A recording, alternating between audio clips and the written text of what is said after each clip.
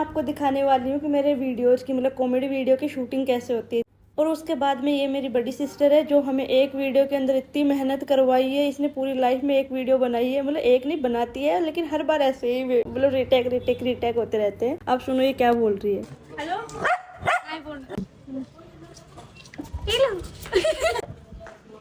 बोला था। Hello hello hello यार, चल कहीं घूमने चलते हैं यार। कहीं हेलो दोबारा बोला था। कहीं बोल रहे थे।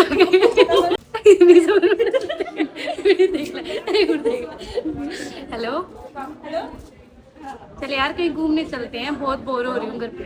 यार बहुत गर्मी है, मैं नहीं आ रही। अरे यार, तुम्हें कहाँ गर्मी लगता है? तो सही तो आ रही सुनो मैं। हाँ, सुंदर। हेलो हेलो चल यार, कहीं घूमने चलते हैं। बहुत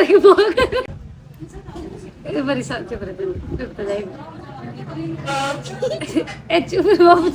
हेलो हेलो चल यार, कहीं घूमने चलते हैं। मैं घर पे बहुत बोर हो रही हूँ। अरे यार नहीं जा सकती, गर्मी है ना बहुत ज्यादा। अरे तुम पैसे वालों के लिए कहाँ गर्मी, कहाँ सर्दी। तुम पैसे वालों के लिए क्या गर्मी, क्या सर्दी। कल फिर चलते हैं घूमने।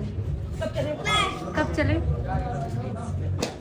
चलो आके जा रही हूँ इस्कॉन मंदिर। उससे पहले हमने डलवाया पेट्रोल और ये पेट्रोल पंप वाले भैया बहुत ही खराब है, मेरे पैसे ही खा गए।